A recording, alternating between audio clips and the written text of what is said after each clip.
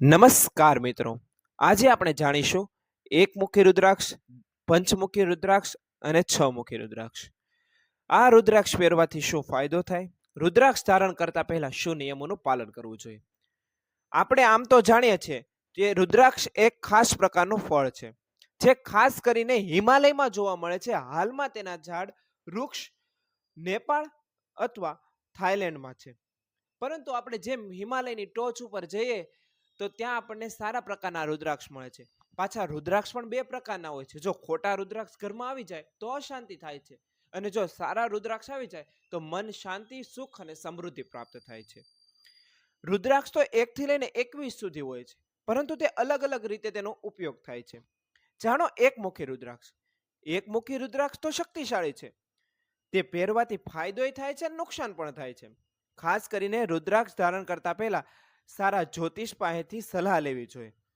એકમુખી રુદ્રાક્ષ તમારા જીવનમાં વિક્ષેપ, અશાંતિ ફેલાવી શકે છે.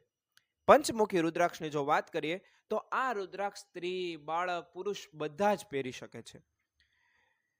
આ રુદ્રાક્ષ ધારણ કરવાથી કોઈ નુકસાન તો થતું નથી, પરંતુ સારા પરિણામો પ્રાપ્ત થાય છે.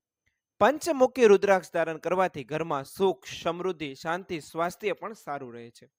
જે વ્યક્તિને હાઈ બીપી રહેતું હોય તો તેને આ રુદ્રાક્ષ ધારણ કરો તો ઉત્તમ છે. જેને બ્લડ પ્રેશર ઓછું થતું હોય અથવા તેની ચિંતાઓને પણ શાંત કરે છે. આ પંચમુખી રુદ્રાક્ષ મનને શાંતિ લાવવાનું કામ કરે છે. જો 14 વર્ષની ઓછી ઉંમરનો બાળક હોય તો તેમને 6 મુખી રુદ્રાક્ષ ધારણ કરાવો.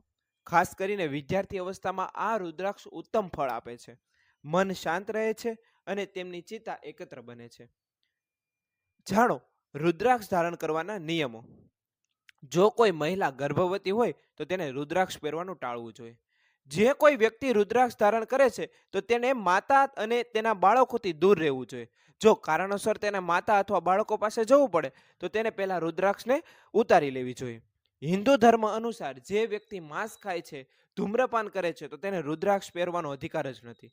જો તમે માંસ ખાવાનું બંધ કરી શકતા નથી તો રુદ્રાક્ષ પહેરવાનો પણ તમારે અધિકાર નથી. એવું માનવામાં આવે છે કે જે વ્યક્તિ માંસ ખાય છે અથવા ધૂમ્રપાન કરે છે તે રુદ્રાક્ષ ધારણ કરી શકતો નથી, કારણ કે જો તે રુદ્રાક્ષ ધારણ કરશે તો તે અશુદ્ધિ થશે અને ઘરમાં અશાંતિ ફેલાશે. હિન્દુ પુરાણ અનુસાર કે સૂતક વખતે પણ રુદ્રાક્ષ ક્યારેય ન પહેરવી જોઈએ.